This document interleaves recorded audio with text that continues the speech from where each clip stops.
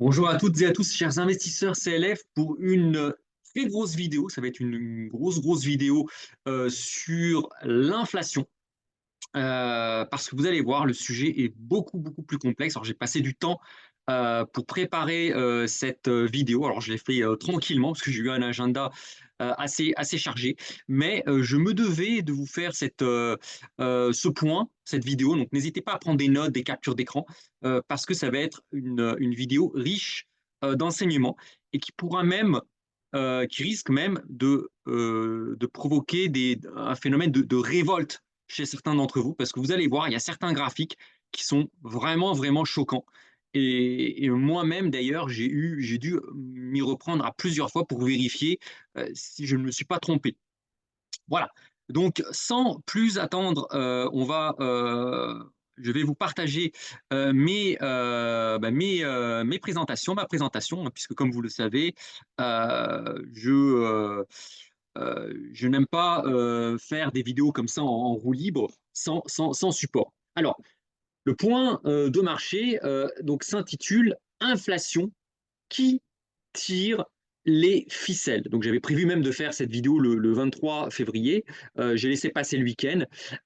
Et donc voilà, donc l'inflation qui tire les ficelles. Alors ça peut paraître un petit peu complotiste, mais vous allez voir que c'est assez révoltant quand on creuse un petit peu en détail les composantes justement de l'inflation. Alors, alors, quelques petites nouvelles juste personnelles, parce que ça fait un petit bout de temps que vous ne m'avez pas vu. J'ai reçu même des messages de certains qui s'inquiétaient de mon long silence sur YouTube.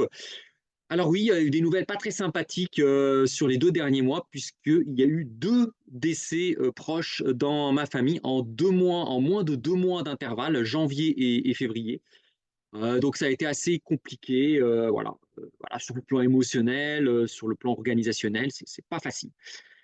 Deuxième sujet, mon dossier d'émission reconversion a enfin été validé par l'APEC après 2 mois d'aller-retour qui m'ont amené à rédiger plus de 100 pages. C'est quasiment une thèse de doctorat, le truc, où j'ai en plus dû faire signer certains documents qui attestent le caractère sérieux de mon projet par des professionnels, hein, des avocats, experts comptables.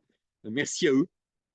Et donc là, ça y est, le dossier a été transmis donc de l'APEC vers la commission Pôle emploi, qui a maintenant 2 mois pour rendre son avis.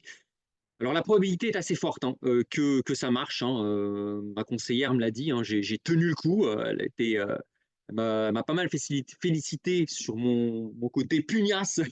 Moi, je ne lâche jamais rien. Je parle beaucoup des docs de Bordeaux. Bah, moi, je suis encore plus pugnace qu'un doc de Bordeaux. Et donc, je n'ai rien lâché. Et ça y est, le dossier est parti avec une probabilité de succès, de réussite, enfin que réussite que la commission valide. Hein. Je ne dis pas que le projet va marcher, que je vais cartonner. Hein, attention, l'entrepreneuriat c'est toujours risqué, il faut être humble, mais voilà, j'ai bon espoir quand même qu'il y ait un avis favorable de la commission de Pôle Emploi. Troisièmement, j'ai aussi accueillir pas mal de nouveaux clients. Bien que j'ai été assez discret ces 2 derniers mois, il y a eu pas mal de recommandations, donc des gens qui sont satisfaits des performances que je leur apporte, notamment sur les parties SCPI, assurance vie, plan d'épargne retraite, et qui m'ont donc recommandé à des amis de la famille. Et donc, du coup, bah, j'ai dû aussi m'occuper en priorité, évidemment, de ces nouvelles personnes, hein, puisque évidemment, les vidéos YouTube que je fais, évidemment, j'y mets du cœur, mais la priorité, c'est quand même au travail. Hein, voilà, les vidéos que je fais, voilà, il n'y a pas de, il y a aucun engagement, il y a aucun engagement de part et d'autre. Moi, j'ai pas d'engagement à faire des vidéos toutes les semaines ou toutes les 2 semaines, tous les mois.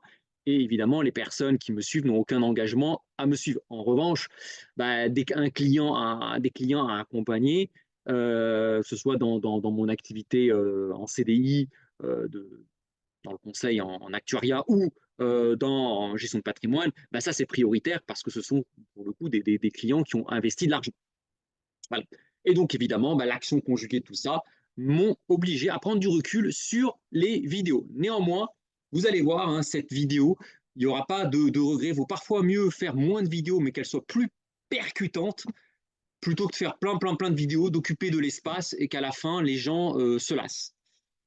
Alors, sans plus tarder, on va attaquer le dur du sujet, c'est l'inflation qui tire les ficelles. Alors, voici le plan. Donc là, je vais vous expliquer d'abord la mécanique de l'inflation, telle expliquée par les organismes officiels. Ensuite, on va passer au prix des matières premières, puisque ça a été quand même le point déclenchant qui a déclenché l'inflation du début 2022 avec l'invasion de l'Ukraine par la Russie. Troisièmement, on se posera des questions. Où va donc l'argent? Quatrièmement, on abordera le paradigme de l'intelligence artificielle. Est-ce que c'est un mythe ou une réalité? On essaiera ensuite de se projeter sur ce qui peut nous attendre dans le futur. Et enfin, je terminerai cette vidéo par quelques conseils d'investissement. Alors, sans plus tarder, la mécanique de l'inflation telle expliquée par les entreprises et les autorités publiques relayées par les médias officiels. Alors, donc comme vous le savez, hein, l'inflation est enquistée depuis 2 ans. Tout le monde le sait. Hein, là, je vous mets quelques articles qui datent hein, de 2022-2023. Le Figaro, l'inflation a bondi de 5,2% en moyenne sur 2022 en France, selon l'INSEE. Voilà. Comment la guerre en Ukraine se répercute dans toutes les régions du monde, hein, un article du FMI qui date de 2022. Article de Capital, les répercussions de la guerre en Ukraine sur le quotidien des Français 1 an plus tard. Et enfin, un article de Radio France, la guerre en Ukraine, inflation, les nouveaux défis économiques de l'Europe. Voilà, donc vous voyez, on nous assème hein, depuis 2 ans, l'inflation, l'inflation, l'inflation, toujours l'inflation. Alors, maintenant, quel est donc ça c'est les journaux, hein, les médias. Maintenant, le dogme, le paradigme utilisé par les entreprises pour justifier leur hausse de prix. Et là, on voit des hausses de prix quasiment partout. Hein. L'abonnement téléphonique, c'est la guerre en Ukraine, les olives, tout est bon pour justifier l'inflation. Alors, quel est le paradigme utilisé? Alors, il y a la guerre en Ukraine qui a entraîné des sanctions occidentales contre la Russie qui a pris des contre-sanctions contre les Occidentaux. Cela a provoqué une pénurie des matières premières liées à la fermeture du marché russe et aussi un petit peu ukrainien. Cette pénurie a entraîné une hausse du coût des matières premières. Et évidemment, cette hausse du coût des matières premières, les pauvres entreprises, alors je mets pauvres entre guillemets, les malheureuses entreprises n'ont pas d'autre choix que de répercuter la hausse sur le prix des biens et des services. Et là, à partir de ça, on a eu une cascade de hausse de quasiment tous les prix, hein, EDF, GDF, le prix de l'essence, le prix des péages autoroutes, les olives, enfin même des choses qui ne sont pas du tout fabriquées en Ukraine, les œufs, bon, en France, on n'a pas de poules, hein, bon, mais même le prix des œufs a augmenté, même le prix de l'abonnement téléphonique a augmenté, enfin bref, tout augmente. Et donc, du coup, ça nous amène à nous poser une question, mais où en sont le niveau des prix des matières premières aujourd'hui? Puisque c'est la hausse des prix des matières premières qui justifie l'inflation, la répercussion de la hausse des prix pratiquée par les entreprises. Et donc, on va attaquer le deuxième volet. Le prix des matières premières évolue de manière totalement contre-intuitive depuis plusieurs mois. Ah, ça en bouche un coin. Ça. Alors, on va passer par le gaz. Donc ça, c'est le prix du gaz, donc l'évolution du prix du gaz jusque on va dire jusqu'à la fin de l'année 2022, hein, jusqu'à la guerre. Donc là, on voit hein, le prix du gaz hein, qui était à des plus bas historiques, qui commence à monter. Donc ça a monté déjà en 2021. Hein, on a eu déjà un premier pic du gaz en 2021. Puis le gaz a rebaissé et ensuite l'invasion de l'Ukraine par la Russie le 24 février 2022. Et là, le prix du gaz qui va passer de 4 000 à quasiment 10 000, hein, vous voyez, quasiment 10 000, donc une hausse de 190% des hausses du prix du gaz. Et effectivement, fin août de l'année 2022, les prix du gaz atteignent un sommet jamais vu depuis 15 ans. Donc là, effectivement, le discours des entreprises, effectivement, il a un sens. la hausse, le prix du gaz augmente et donc du coup, bah, les fournisseurs de gaz et aussi d'électricité, puisqu'on sait que en France, le prix de l'électricité est en partie indexé sur le prix du gaz. Et donc, évidemment, les entreprises gazières et électriques vont répercuter la hausse des prix de ces matières premières sur le consommateur et sur les petites entreprises, notamment les boulangeries. On se souvient évidemment de ces boulangeries qui menaçaient de mettre la clé sous la porte à cause de cette hausse des prix de l'énergie qui avait un sens en raison de la hausse du prix du gaz. Et je dis bien qu'il y avait un sens parce qu'on va voir, et c'est là ce qui va choquer, attention, attachez vos ceintures. Voilà maintenant l'évolution des prix du gaz maintenant après fin août 2022. Et regardez ce qui va se passer de fin août 2022 à aujourd'hui. Le prix du gaz s'effondre de plus de 80%. De plus de 80%. Aujourd'hui, le fin février 2024, les prix du gaz sont passés à un plus haut jamais vu en 15 ans à un plus bas historique. Moi, j'ai dû me gratter les yeux, me frotter les yeux quand j'ai vu ce graphique. Aujourd'hui, au moment où je vous parle, les prix du gaz sont à des niveaux le plus bas jamais vus dans l'histoire, hein, même quand on remonte dans les années 2000. Dans les années 2000, le prix du gaz était plus haut. Avant l'invasion de l'Ukraine par la Russie, le prix du gaz était à 4000.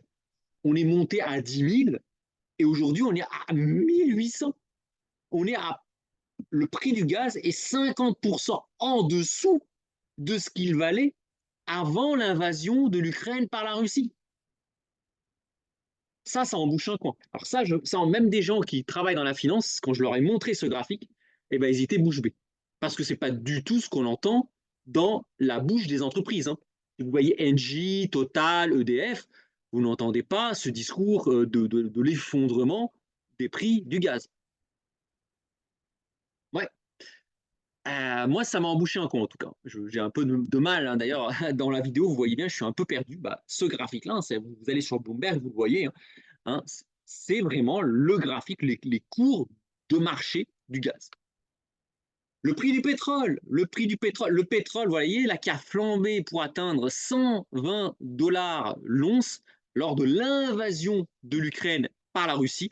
Aujourd'hui, le prix du pétrole a reperdu quasiment 50 dollars depuis ses plus hauts suite à l'invasion de l'Ukraine par la Russie. Et aujourd'hui, on est revenu à des niveaux d'avant la guerre entre l'Ukraine et la Russie.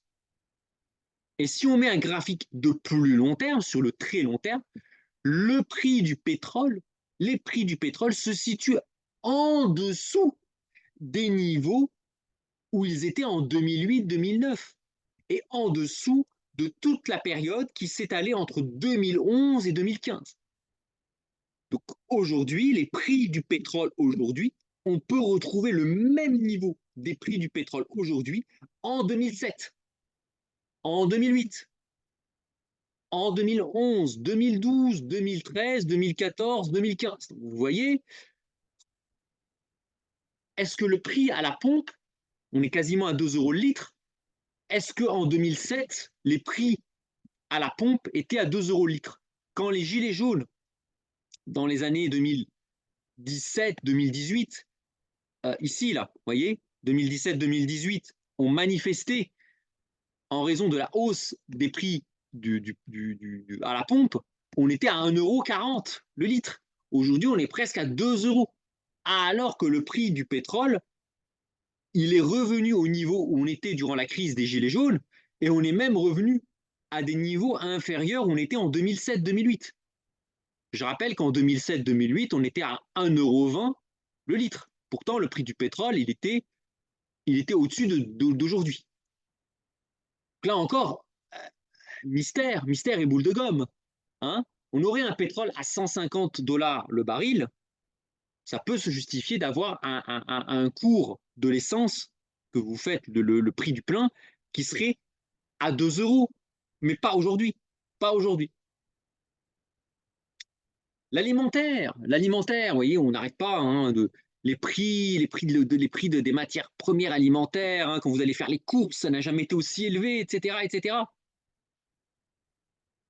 Alors là encore, effectivement, les prix du maïs a augmenté de 50% avec l'invasion de l'Ukraine. Hein, là, vous voyez, 24 février 2022, la Russie envahit l'Ukraine. Le prix du maïs se situe à environ 650 dollars la tonne.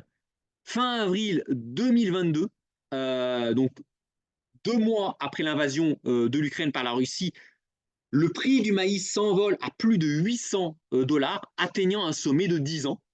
Donc oui, effectivement, oui, fin avril 2022, les prix du maïs flambent de 50% à cause de l'invasion de l'Ukraine par la Russie. Ça a un sens. Ça a un sens, il y a une guerre entre deux pays producteurs de céréales. Oui, le prix des céréales a augmenté. Ça a un sens. Ou plutôt, ça avait un sens. Ça, c'est le graphique s'arrête en, en juin 2022. Qu'est-ce qui s'est passé depuis? Regardez ce qui s'est passé depuis. Donc là, fin avril, le prix du maïs atteint effectivement les 800 dollars, un sommet depuis 10 ans. Et là, regardez le prix du maïs, il ne cesse de baisser, de baisser, de baisser et de baisser. Et au moment où je vous parle, fin février 2024, le prix du maïs a déjà perdu 50% depuis ses plus hauts de avril 2022. On est passé de plus de 800 dollars à 429 dollars la tonne.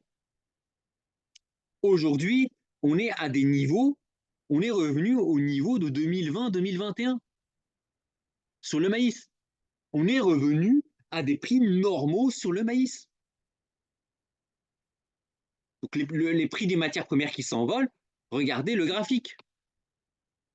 Pareil pour le blé, regardez le blé. Le blé, effectivement, qui après la guerre, l'invasion de la guerre en Ukraine, est passé de à peu près 600 à 1400. Donc oui, on a pris quasiment, on n'a plus que doublé, on a pris 150%, bien évidemment. Mais depuis les records du blé, le blé s'est effondré de quasiment 70%.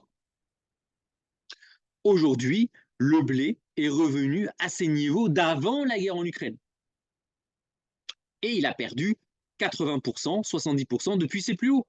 Et si on prend un graphique de long terme qui date des années 2000, 2002, le niveau du prix du blé aujourd'hui, il est revenu au niveau où il était en 2008, 2007, 2008, 2009, 2010, etc., etc., etc.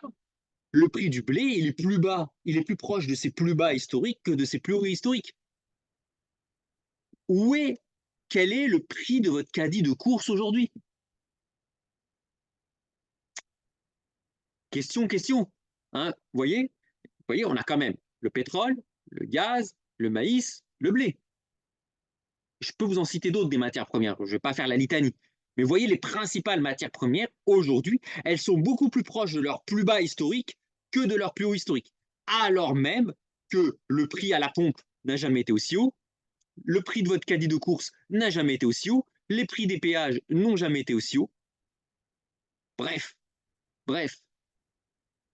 Qu'est-ce qui se passe? Alors, le prix des matières premières baisse, mais l'inflation continue. Mais où passe l'argent? Où passe l'argent? S'il n'est pas dans le prix des matières premières, où est-ce qu'il est? Il n'est pas dans votre poche, puisque les prix n'arrêtent pas d'augmenter.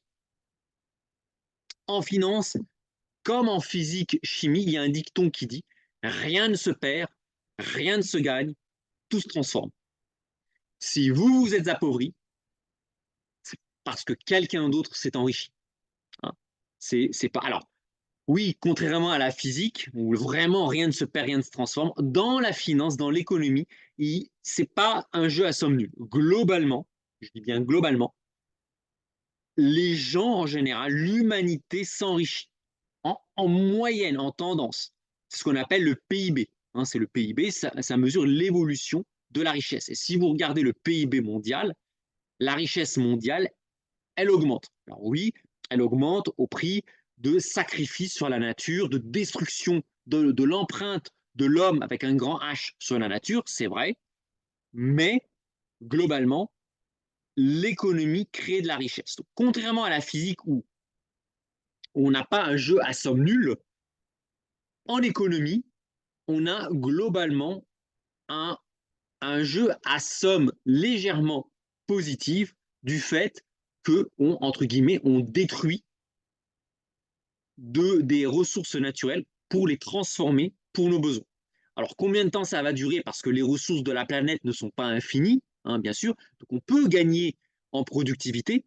Donc c'est ce qui nous permet de gagner en richesse, mais il va forcément y avoir une limite à un moment ou à un autre. Donc globalement, rien ne se perd, rien ne se gagne, tout se transforme. Donc où est passé l'argent? Alors, est-ce qu'il est passé entre les mains des producteurs de matières premières énergétiques et agricoles? Bah, la réponse, elle est clairement non. Quand on voit le mécontentement des agriculteurs français qui n'arrivent plus à vivre de leur métier, hein, rien qu'à voir l'accueil qui a été fait, l'accueil très chaleureux, entre guillemets, qui a été fait au président de la République, on voit que les agriculteurs, ils ne roulent pas sur l'or. La réponse est clairement non du côté des pays producteurs de ces matières premières. Est-ce que la Russie ou l'Arabie saoudite sont devenus des terres promises? La Russie résiste certes aux sanctions des Occidentaux, mais on ne peut pas dire qu'en Russie, il fait bon vivre. Pareil pour l'Arabie saoudite. Donc, on sait clairement que l'argent n'est pas passé du consommateur entre les mains des producteurs des matières premières énergétiques et agricoles. Est-ce qu'il est passé en hausse de pouvoir d'achat des consommateurs? Dites-le moi en commentaire. Est-ce que depuis l'invasion de l'Ukraine par la Russie, est-ce que vous avez l'impression de vivre mieux, que votre pouvoir d'achat s'est vachement amélioré? Donc si les prix des matières premières ont chuté et que votre pouvoir d'achat a augmenté, alors ça veut dire soit le prix, les prix ont baissé en suivant le prix des matières premières, est-ce que vous avez l'impression de payer moins cher à la caisse, ou alors vos salaires ont flambé? Alors est-ce que vous avez l'impression que vos salaires ont flambé en 2 ans? Dites-le moi dans les commentaires. A priori, non. Donc évidemment, la réponse, c'est que l'inflation, alors je ne parle pas de la première phase de l'inflation, entre février et septembre 2022. Entre février et septembre 2022, on a vraiment eu une hausse des matières premières. Mais depuis septembre 2022, toutes les hausses de prix qui ont eu lieu depuis septembre-octobre 2022, elles sont passées dans la poche des entreprises, et notamment des grandes entreprises. Et on va le voir au travers de certains graphiques. Hein, ce qui est génial en bourse, c'est qu'un graphique boursier ne peut pas mentir. Hein. Un PDG d'une entreprise, il peut se plaindre sans arrêt, surtout en France, c'est un peu dans notre philosophie de se plaindre, oh là là, les temps sont durs, etc. Un graphique boursier, lui, ne peut pas mentir. Voilà Vinci. Vinci, qui est un des plus gros exploitants des autoroutes payantes en France et qui a vu son cours de bourse augmenter de 100% x2 depuis la crise du Covid. Donc vos péages, les prix de vos péages que vous payez, que vous n'avez jamais payé aussi cher, bah, l'argent, il passe où? Il passe pas dans les travaux d'entretien des autoroutes. Ça, c'est ce que racontent les entreprises, les concessionnaires d'autoroutes. Alors oui, une partie permet de payer l'entretien des autoroutes, mais une grosse partie de ce que vous payez quand vous partez en vacances sur l'autoroute, eh ben, il permet de payer, d'alimenter le cours en bourse de Vinci. Pareil pour Engie. Engie, le cours du gaz. Le cours du gaz. Est-ce que votre facture de gaz, est-ce qu'elle a baissé de 70% depuis l'invasion de l'Ukraine par la Russie? Bien sûr que non, votre facture de gaz n'a pas perdu 70%. Le prix du gaz, il baisse un peu, il stagne, voire même il monte. Qui gagne depuis là?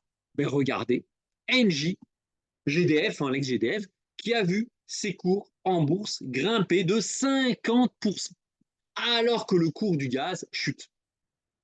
Pourquoi? Parce qu'une grosse partie de des bénéfices de Engie, bah, il vient de vos poches, il vient de la hausse des factures, des factures de gaz que vous payez toujours de plus en plus cher. Et on continue.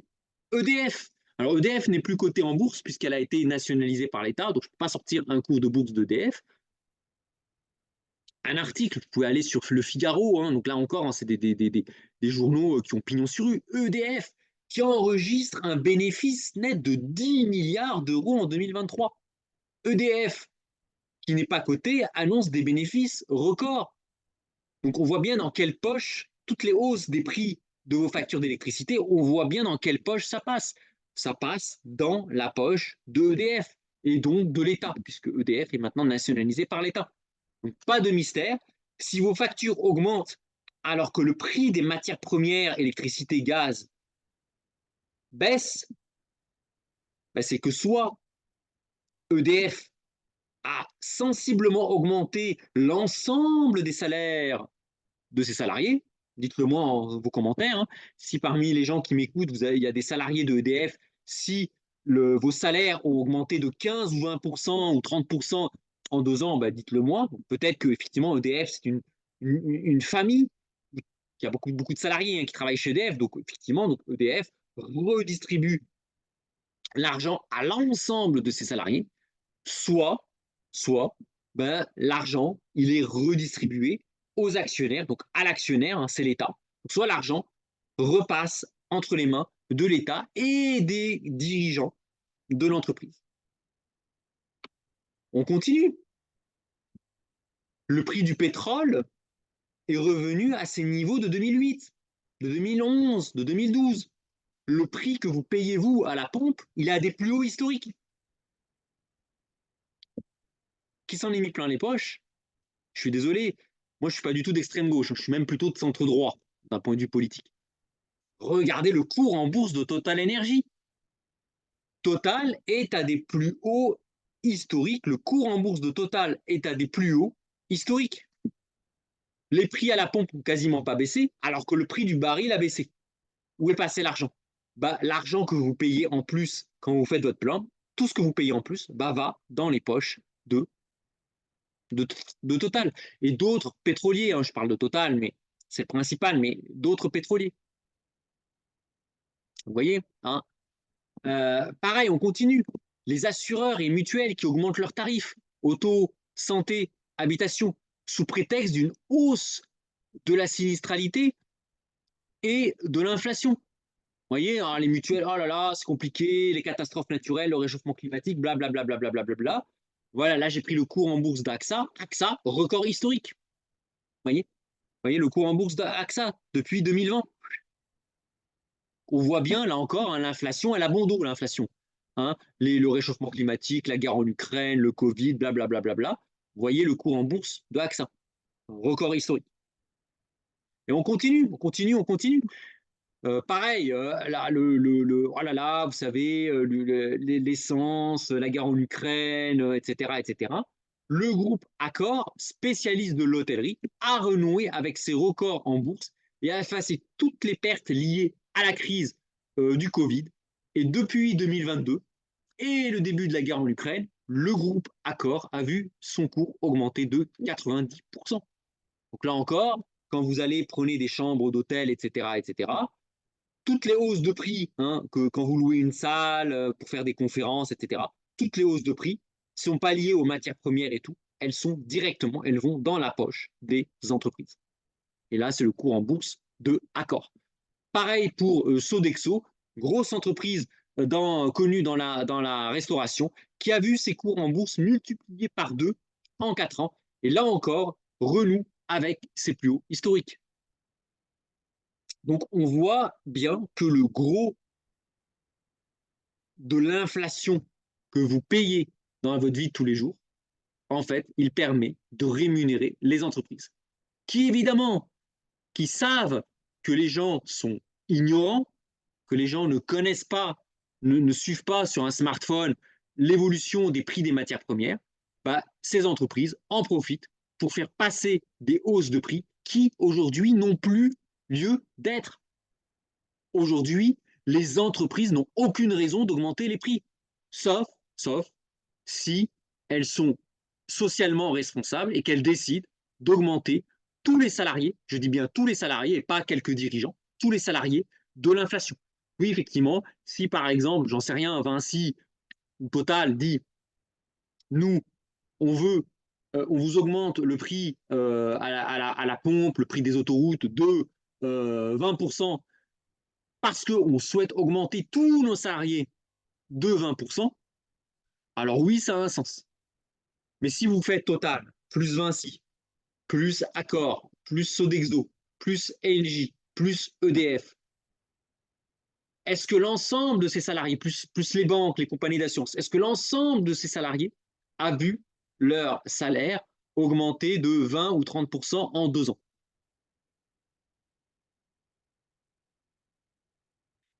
La réponse est non, puisque l'argent, le gros de l'argent, il est passé dans la poche des actionnaires. Et on le voit sur les cours en bourse.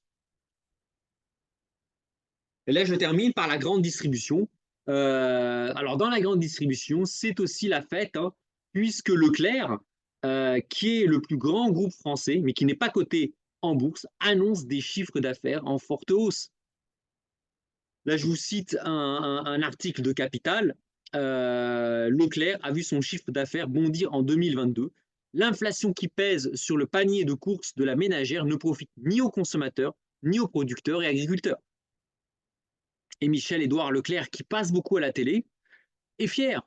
Cette année, les supermarchés du même nom ont connu une hausse du chiffre d'affaires. Dans une interview accordée aux médias Libre Service Actualité, le patron de la chaîne de grande distribution a constaté une très belle progression. Nous avons bouclé l'année, tous canaux confondus, avec un accroissement du chiffre d'affaires de près de 4% à 43,9 milliards d'euros hors carburant et de 8,5% avec l'essence, en intégrant l'essence. Donc voilà, donc lui-même a répondu à la question. La plupart des hausses de prix intervenues depuis août-septembre 2022 jusqu'à aujourd'hui, elles ont été quasiment intégralement répercutées dans les marges des entreprises. Donc là, on va enchaîner justement avec cette fois-ci la bourse. Et là, vous avez vu Nvidia qui a annoncé des chiffres records. Et évidemment, c'est la fièvre de l'IA qui nous rappelle, qui peut nous rappeler un air des années 2000 et 1929.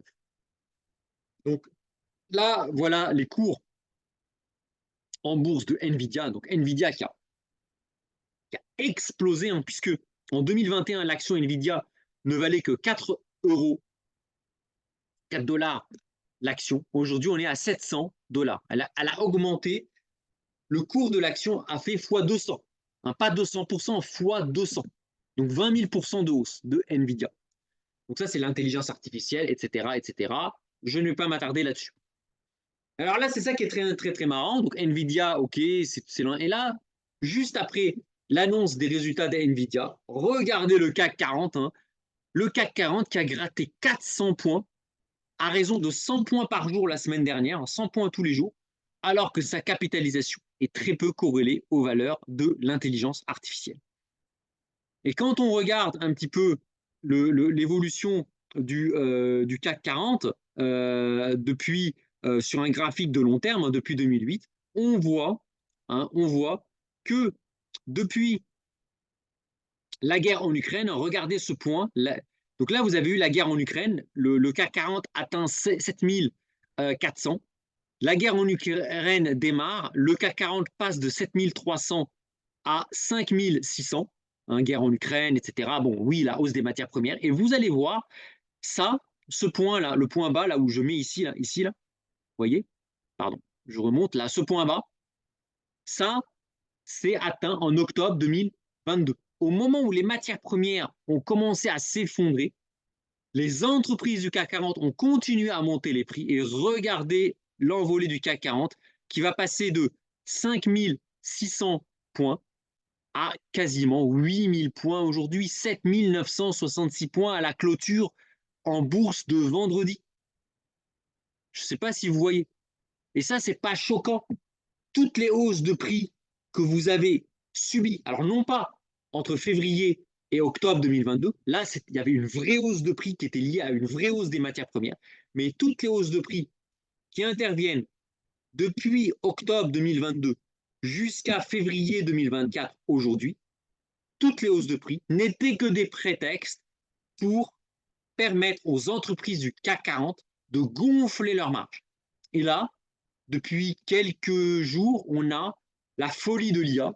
L'IA constitue un prétexte pour que les spéculateurs continuent à faire monter le CAC 40. Donc on a les entreprises qui profitent de l'inflation depuis non pas février 2022, mais octobre 2022 pour enrichir ses actionnaires et ses dirigeants.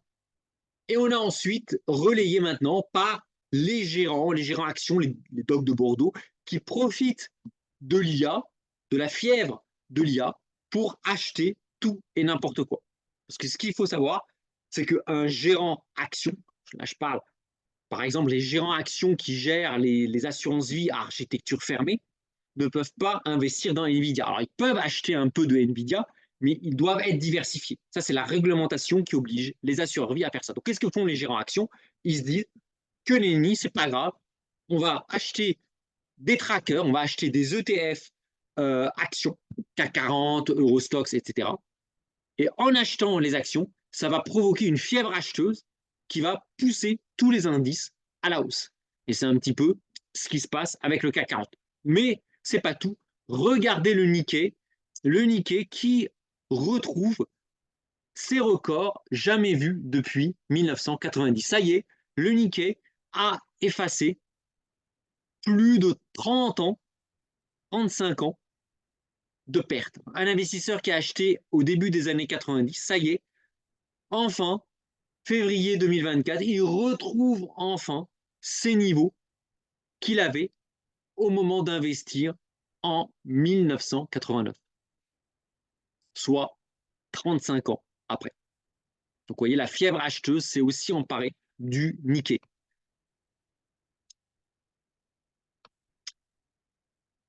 Le Dow Jones aux États-Unis, le Dow Jones, ça y est, qui a dépassé les 39 000 points. Regardez un petit peu le graphique de long terme du Dow Jones. Hein, la hausse qui a lieu notamment depuis 2009.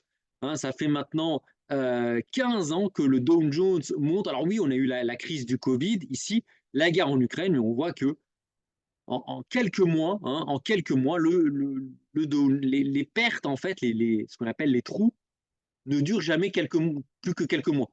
Donc, même un investisseur qui connaît rien, il achète bêtement. Et en fait, même s'il achète au point haut, il suffit qu'il garde ses positions quelques mois pour finalement retrouver ses records historiques. Et là, on voit sur un graphique de long terme, on voit que la crise des subprimes, c'est une crise honnête. Hein, quand on voit la crise des subprimes, quand même, hein, les investisseurs ont mis quand même 7 ans pour retrouver leurs investissements. Donc attention, il y a certaines crises où on peut mettre des années et des années et des années avant de retrouver sa mise de départ. Mais aujourd'hui, ça a tellement monté que même la crise des subprimes, elle est effacée. La crise des subprimes, c'est une crise honnête, on la voit même plus. Elle est complètement écrasée par la hausse intervenue ces dernières années. Et que dire du Nasdaq? Regardez le Nasdaq. Le Nasdaq qui est passé au plus haut de la bulle Internet, on était à 4000 points sur le Nasdaq, on est quasiment à 18 000 points. Donc regardez l'embardée du Nasdaq, regardez, bah, on ne la voit même plus, hein, la bulle Internet des années 2000, c'est une petite colline. Pourtant, il y en a qui ont été ruinés hein, par la crise Internet. Moi j'ai commencé à travailler en 2000. Ben, je peux vous dire que des gens qui achetaient du .com, ben, il y en a, il y en a plein qui n'ont jamais retrouvé leur bille. Hein. Hein, d'ailleurs, regardez le Nasdaq qui avait atteint quasiment les 5000 points en 2000, en mars 2000. Bah, pour retrouver les 5000 points, il a fallu attendre 2017. Donc, il a quand même fallu attendre 17 ans à ceux qui ont investi dans le Nasdaq pour retrouver leurs bénéfices, le niveau du cours d'avant. Donc aujourd'hui, quand on voit l'embardée qui a lieu, on voit que la bulle Internet, on la voit même plus. Donc voilà tout ça pour vous dire que euh, une grosse partie de l'inflation, de ce que vous payez à la pompe, dans vos factures d'électricité, dans votre caddie de course, dans les hôtels, quand vous partez en vacances, dans la restauration, etc. Une grosse partie de l'argent passe dans les poches des grandes entreprises. Alors, je ne parle pas du petit boulanger du coin. Malheureusement, lui, il a beau être entreprise, lui, malheureusement, il est comme vous et moi. Lui, il prend de plein pot l'inflation. Pareil pour les agriculteurs. Les agriculteurs, on ne peut pas dire qu'ils profitent de l'inflation. Hein. D'ailleurs, les matières premières agricoles sont en déflation. Hein. Donc on voit que aujourd'hui, il y a un paradigme. On peut dire ah bah, c'est trop facile, c'est trop simple. Bah, maintenant, pour se protéger de l'inflation, il suffit d'investir l'argent en bourse et on peut se laisser porter par cette fièvre acheteuse du CAC 40. Attention, attention, les performances passées ne présagent pas des performances futures. Et là, on va le voir sur le graphique. Alors, je vous ai pris un graphique. Alors c'est un graphique qui veut, honnêtement, c'est juste pour illustrer, qui veut rien dire. Donc, qu'est-ce que j'ai fait? Je me suis amusé. J'ai pris un graphique où on superpose l'évolution des cours actuels, hein, la courbe verte là, des courbes actuelles, avec ce qu'étaient les cours des actions en 1929 et 1987. Et là, vous voyez l'étoile, là, ici. Là, aujourd'hui, hein, on est quasiment, on pourrait dire qu'on est au même niveau que les marchés actions en août 2029. Alors, ce graphique-là, je vais être cash avec vous, c'est du bullshit. Ce graphique-là, moi, je peux vous refaire le même en 2017. En 2017, je peux vous superposer un graphique action qui s'arrête en 2017, vous le superposez avec un graphique des actions en 1929, et je peux vous dire, oh là là, en 2017, on est à la veille d'un crack. Et vous le savez très bien qu'entre 2017 et 2024, les actions ont continué à monter. Donc, ce graphique-là, il faut le prendre avec des pincettes. Je ne suis pas en train de vous annoncer qu'il y a un crack qui va arriver. Néanmoins, moi, ce qui m'inquiète, c'est que les paradigmes pour expliquer les records actuels rappellent ceux qui justifiaient, qui étaient utilisés par les analystes pour justifier les records de l'été de 1929 et de l'hiver 2000. Petit point d'histoire, à l'été 1929, la crise économique était déjà là. Tout le monde, quand vous lisez vos livres d'histoire, on dit oui, la grande dépression des années 30, parce que c'est ce que l'histoire raconte, c'est ce que l'histoire retient. L'histoire retient qu'il y a eu un crack à la fin de l'année 1929, en octobre 1929, puis à cause de ce crack, on a eu la grande dépression des années 30. Mais en réalité, la crise, la dépression de 1929 a été précédée d'une crise en 1928 et 1929. En 1928 et 1929, il y avait déjà une très grosse crise qui couvait. Et cette crise, comme par hasard, touchait deux secteurs, l'immobilier et l'agriculture. Dès 1928, le prix des matières premières agricoles était déjà en train de s'effondrer. Les agriculteurs, les paysans manifestaient parce qu'ils étaient en train de crever la bouche ouverte. Et on était en 1928. Pareil pour l'immobilier. L'immobilier était déjà en train de baisser, était déjà en souffrance en 1928-1929. C'est surprenant, hein, parce que dans les livres d'histoire, c'est tout va bien jusqu'en 1929, jusqu'en octobre 1929. Le méchant crack arrive et ensuite arrive la crise économique en 1930, 1931, 1932. En réalité, l'économie était déjà en souffrance avant le crack de 1929, mais les marchés n'avaient rien voulu voir. Et à l'époque, en l'été 1929, les marchés ne juraient que par la révolution industrielle et automobile. Les grandes entreprises à l'époque vous disaient, les analystes, les banques vous disaient, c'est fini le cheval, terminé de passer son temps à devoir monter à cheval pour faire 10 km et mettre une journée à faire 10 km à cheval. Maintenant, bientôt, tout le monde aura sa voiture et bientôt, on pourra faire un Villeneuve-Saint-Georges Paris en 10 minutes. C'était ce que disaient les grandes entreprises à l'époque. Et elles n'avaient pas tort, puisque l'industrie automobile s'est vraiment développée et aujourd'hui, chacun a sa voiture. Donc, derrière un justificatif pour expliquer l'irrationalité des marchés, il y avait du vrai. Il y avait du vrai. Les banques, à l'époque, en 1929, les banques, les assureurs, les entreprises automobiles, les entreprises pétrolières, elles avaient un vrai mobile, elles avaient de vraies raisons pour justifier la hausse qui était intervenue en 1927, 1928, 1929. À savoir que la révolution automobile allait fondamentalement modifier la vie de l'humanité. Et c'est ce qui s'est effectivement passé. C'est ce qui allait se passer dans les années 30, les années 40 et les années 50 pour nous autres Européens, où on va avoir les personnes qui vont vivre, qui vont se déplacer. Aujourd'hui, tout le monde a une voiture, voire même 2 voitures, voire 3 voitures par foyer. Mais ça, les analystes en parlaient déjà en 1927, 1928, ils le voyaient et ils n'avaient pas tort.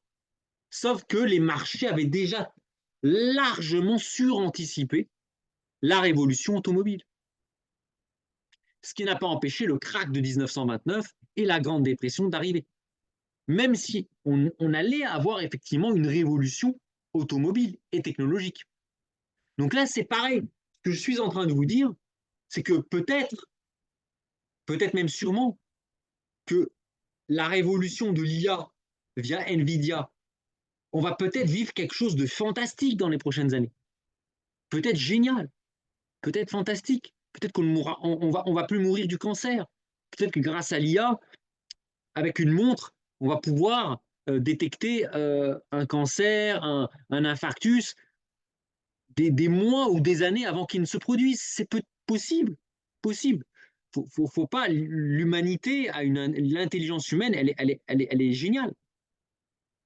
Pareil au début des années 2000, quand on nous disait, je me souviens quand j'étais en stage en 2000, on nous disait, ça sera fini la poste, le courrier, tout se fera par Internet, il n'y aura plus de réunions dans une salle en physique, on fera des visios. C'est ce qu'on nous disait. Et ils ne se sont pas trompés, les gens qui avaient vu ça. Puisqu'aujourd'hui, on voit le télétravail. Mais déjà en 2000, on le voyait. Les gens avaient déjà anticipé cette rupture technologique. Est-ce que ça a empêché un effondrement des cours en bourse en 2001, 2000, 2001, 2002? Regardez Wanadu, regardez AOL, regardez Nokia, regardez BlackBerry. BlackBerry, tous les cadres de dirigeants rêvaient d'avoir un BlackBerry. C'était quand vous faisiez bien votre travail dans les années 2005, 2006, 2010, vos dirigeants vous offraient à vous, cadres méritoires, un BlackBerry, un Black Bull, on appelait ça un Black Bull. BlackBerry. Où est BlackBerry aujourd'hui? Où est Nokia? Où est AOL? Donc, même si je ne remets pas en cause la révolution informatique digitale qu'il va y avoir avec l'IA, mais attention, ça ne met pas à l'abri les marchés financiers d'un krach majeur qu'on peut avoir. Et les exemples de 1929, 1987 et 2000 le montrent clairement. Alors, on ne sait pas prédire un krach, hein. Ne me demandez pas quand est-ce qu'il y aura un krach, j'en sais rien. Par contre, l'histoire montre que quand un krach se produit, les investisseurs peuvent mettre plusieurs décennies, on peut mettre plusieurs décennies, j'insiste sur le mot décennie, pour retrouver sa mise. Attention, hein, attention à ne pas vous faire manipuler par les dogs de Bordeaux. Hein, moi, je sais, la plupart des gérants actions, finalement, enfin, en 2008, la dernière grosse crise en 2008, voire même en 2001, puisque 2000, c'était la grosse crise en 2000, parce que 2008 a touché surtout le secteur bancaire, alors que la crise de 2000 a touché le secteur des hautes technologies et s'est propagée à tous les secteurs. Mais la plupart des gérants actions aujourd'hui, hein, qui achètent de manière un peu moutonnière, n'ont pas connu la crise de 2000 et n'ont pas connu non plus la crise de 2008. La plupart n'ont pas connu. Ils passaient le bac, hein, en 2008, ou certains étaient peut-être stagiaires ou alternants, mais ils n'ont pas connu cette crise de 2008. Donc la plupart des gérants actions aujourd'hui, bah, ils achètent. C'est buy the dip. Dès que ça baisse un peu, ils achètent. Là, je vous ai sorti un graphique du CAC 40 qui date de 1900. En 1900, on a connu le Titanic, on a connu la Première Guerre mondiale, crise de 29, Deuxième Guerre mondiale, 30 glorieuses, stagflation, Internet, crack Internet, subprime, etc. etc. Ben, regardez, à chaque grand crack, l'économie, la bourse, elle a mis plusieurs décennies à s'en remettre. Regardez le crack de 29, il a fallu attendre 1955 pour retrouver les niveaux de 1929. Alors, on a eu la petite parenthèse durant la Deuxième Guerre mondiale, où l'industrie du réarmement a boosté le CAC 40, enfin l'ancêtre du CAC 40, mais bon, je pense que dans la France occupée, ce n'était pas forcément facile d'acheter des actions. Je pense que c'était très contraignant d'acheter des actions. Donc, cette bulle, cette hausse qui a eu lieu pendant l'occupation, bah, c'était pas évident d'en profiter puisque la France était occupée par les Allemands. La vraie hausse qui a eu lieu, c'était dans les 30 glorieuses à partir des années 1953, 54, 55. Bah, il a fallu attendre près de 25 ans pour profiter pour revenir au niveau de 1929. Ensuite, stagflation des années 70. La bourse, regardez, à la fin des années 60, hein, au cours des années 60, on voit l'inflation qui commence gentiment à monter avant l'emballement avec les chocs pétroliers. Regardez le cours, les prix en bourse. Le CAC 40 va passer à peu près de 2000 points. En 1963, il va s'effondrer pour arriver à la fin des années 70, début des années 80, on va arriver à quasiment 400 points. Le CAC 40 va perdre quasiment 70% de sa valeur. Et il va mettre plus de 30 ans. Il va falloir attendre les années 90, il va falloir attendre plus de 30 ans pour retrouver les niveaux du CAC 40 à la fin des années 60 ou au milieu des années 60. Pareil pour la bulle Internet. Regardez la bulle Internet. Le CAC 40 atteint 6900 points le 4 en septembre 2000.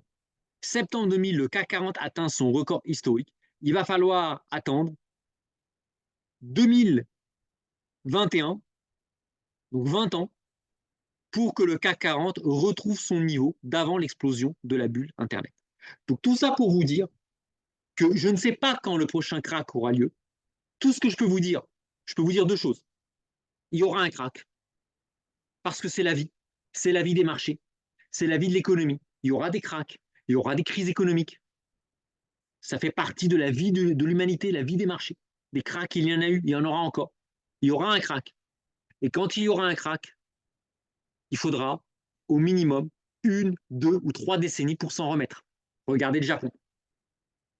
Donc si jamais il y a un crack, le temps pour retrouver votre mise si vous avez acheté au plus haut, ça ne va pas se compter en semaines, ça ne va pas se compter en mois, ça ne se comptera même pas en années, ça se comptera en décennies.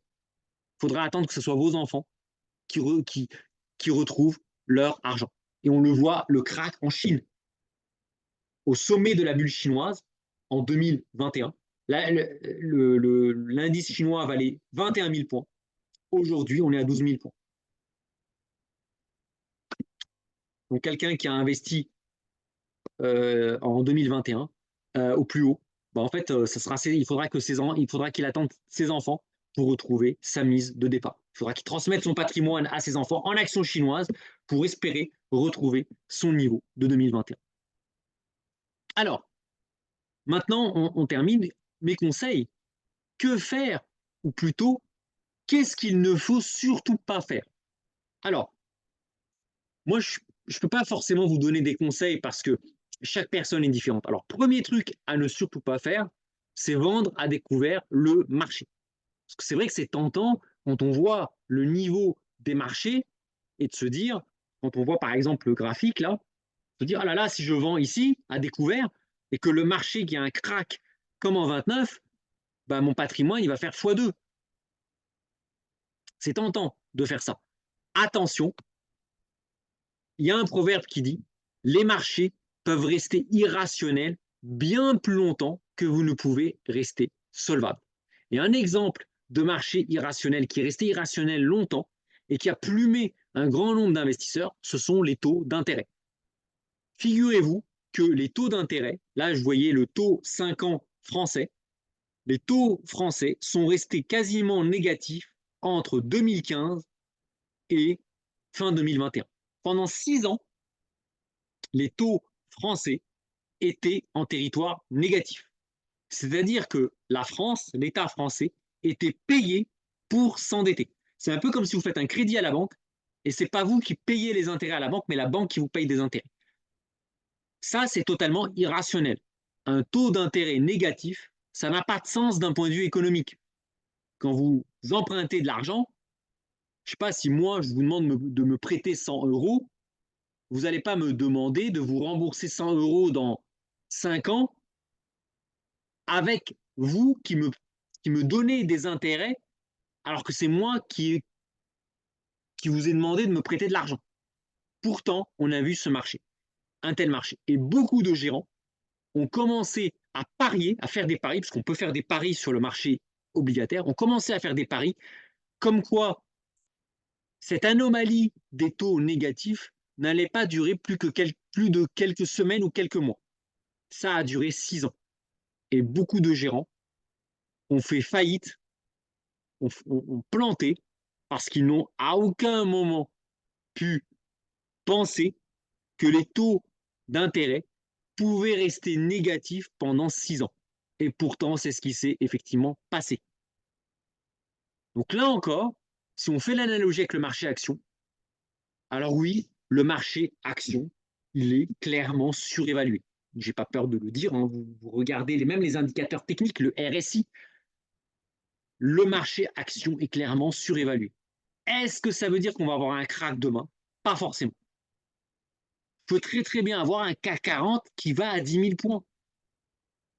Le CAC 40 peut très bien aller à 10 000 points. Le Dow Jones peut très bien aller à 50 000 points. Parce que le marché peut rester irrationnel très longtemps. Déjà en 1926, beaucoup d'analystes trouvaient déjà les marchés irrationnels.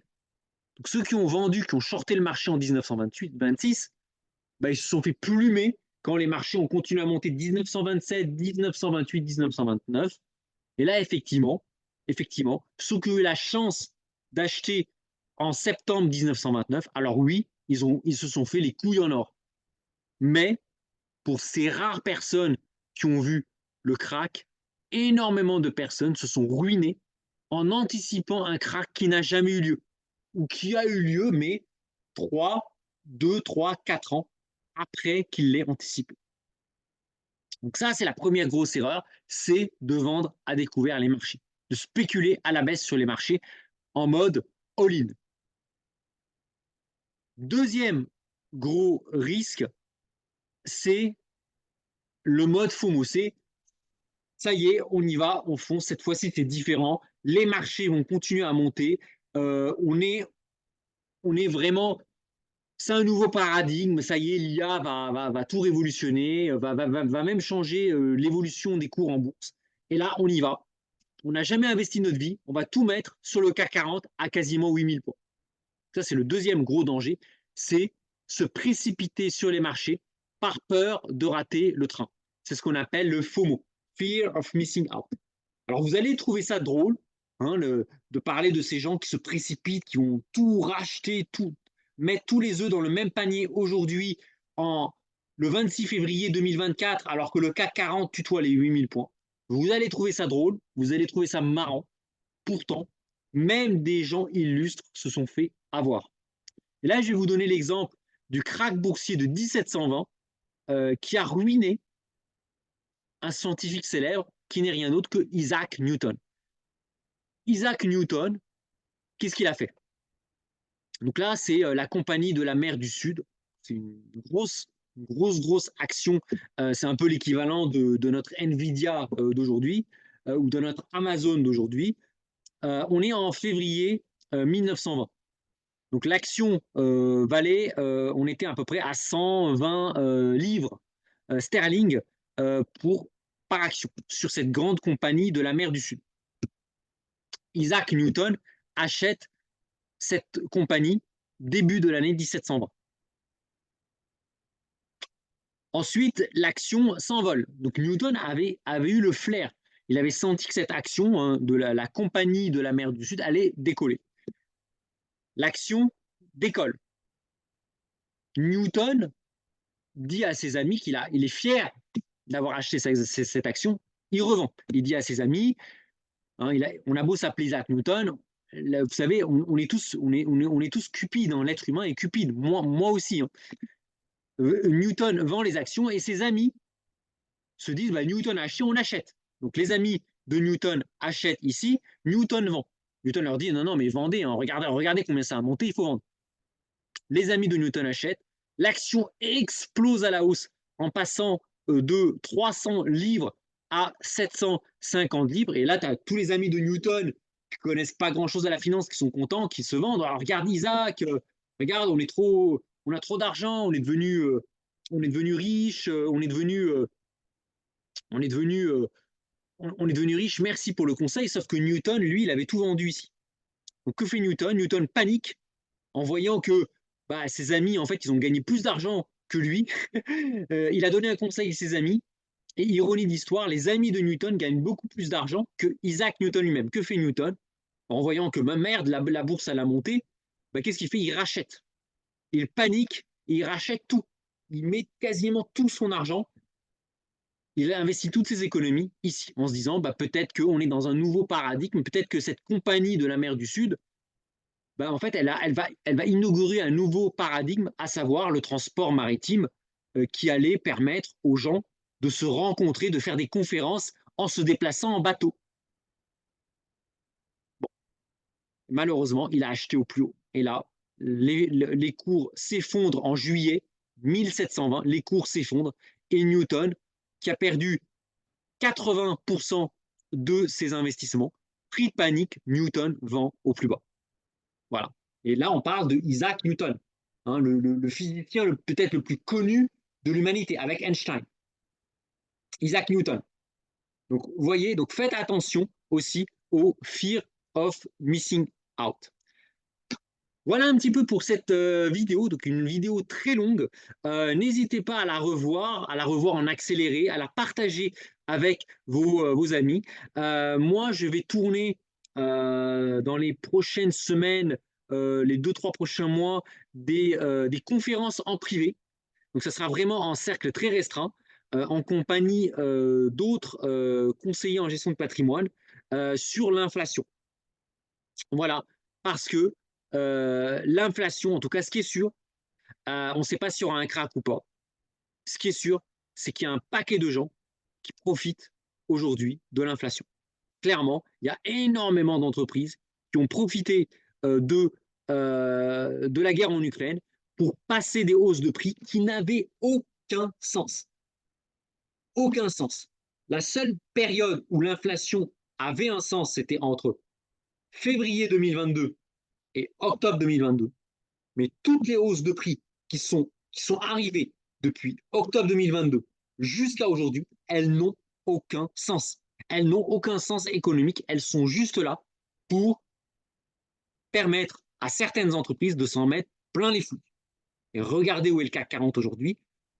Tout ce que vous payez, 90% de tout ce que vous payez, de toutes les hausses de prix que vous prenez dans la face, il va pour alimenter les poches des grandes entreprises du CAC 40. Voilà. Mais attention, les arbres ne montent pas jusqu'au ciel. Souvenez-vous que la crise des années 30 a en réalité commencé en 1928. Et en fait, la bourse, le krach de 1929 n'a fait que que révéler au grand jour les signes avant-coureurs d'une grande dépression qui se préparait déjà en 1928 avec deux secteurs à la peine, l'immobilier et, et l'agriculture. Et aujourd'hui, c'est des faits, au moment où je vous parle, il y a des gens parmi vous qui sont en souffrance. Allez voir les agents immobiliers, il y a énormément d'agents immobiliers qui galèrent, qui galèrent, qui sont étranglés. C'est pas qui galèrent, ouais, qui galèrent. Vous avez énormément d'agriculteurs qui n'arrivent plus à joindre les deux bouts, qui vivent avec moins de 1 000 euros par mois, des agriculteurs. Et on a aujourd'hui, au moment où je vous parle, de plus en plus de secteurs qui commencent vraiment à galérer. L'économie, c'est cyclique. Je ne suis pas en train de vous annoncer la fin du monde. C'est cyclique. On a eu de très belles années. Aujourd'hui, l'économie est en train de ralentir. Alors certains secteurs ne le voient pas, notamment l'intelligence artificielle peut-être, mais on a de plus en plus de secteurs qui sont en crise. Moi, par exemple, je suis dans l'actuariat et je vois de plus en plus d'actuaires, de gens dans l'actuariat, dans la finance, qui n'arrivent pas à trouver des missions en actuariat. Ce n'était pas du tout le cas en 2021, ni en 2022. Depuis la mi-2023, depuis la fin du printemps 2023, je connais de plus en plus d'actuaires qui ne trouvent plus de mission. On n'est plus non plus dans le secteur immobilier et agricole. Là, je vous cite l'agriculture, l'actuariat. Pareil pour l'informatique. Moi, j'ai écho, je suis ingénieur informaticien à l'origine, j'ai vent de personnes en freelance dans l'informatique qui sont obligées, pour retrouver des missions, d'accepter des baisses de TGM, des baisses de salaire, entre guillemets, de 30 ou de 40%. Même le secteur de l'informatique, aujourd'hui, il n'évolue pas, il évolue de manière inégalitaire. Alors peut-être que l'IA cartonne, je ne suis pas un spécialiste de l'IA, mais il y a des branches de l'informatique qui sont en souffrance. Il y a des branches de la finance, de l'actuariat, de l'assurance qui sont en souffrance. Je ne vous parle pas de l'immobilier, je ne vous parle pas de l'agriculture. Attention à ne pas non plus vous laisser berner par ces records historiques atteints par les marchés. On a quelques valeurs qui en profitent, Nvidia, on a LVMH, on a quelques valeurs, mais on a de plus en plus aujourd'hui de secteurs qui sont en souffrance. Les secteurs qui ont ouvert le bal, c'est l'immobilier et l'agriculture, mais on voit que de plus en plus de secteurs tirent la langue. Attention, il faut vraiment être prudent. Ça ne veut pas dire qu'il faut shorter les marchés, mais il faut vraiment être très, très, très prudent. Et un conseil, c'est être diversifié. Soyez diversifié au niveau patrimonial. Faites-vous accompagner par un conseiller en gestion de patrimoine. Moi-même, j'accompagne pas mal de personnes. D'ailleurs, beaucoup de personnes qui m'ont connu via cette chaîne, aujourd'hui, sont mes clients et je suis fier, je suis heureux de les accompagner. Donc, faites-vous accompagner, formez-vous ou faites-vous accompagner par un conseiller en gestion de patrimoine. Pas forcément moi, hein, je ne prétends pas être le meilleur. Ou alors, niveau carrière, pareil, diversifiez vos connaissances. Diversifier vos connaissances. Moi, je connais trop d'actuaires qui sont en train de qui se reposent sur IFRS 17 et solvabilité 2. Aujourd'hui, solvabilité 2, IFRS 17, ça a été épuisé. À un moment, voilà, on ne va pas rester un siècle sur IFRS 17 solvabilité 2. Beaucoup d'actuaires galèrent, qu'il faut se réinventer. Apprenez de nouveaux langages informatiques, Python, par exemple. Il faut sans arrêt se réinventer, se remettre en question. Voilà.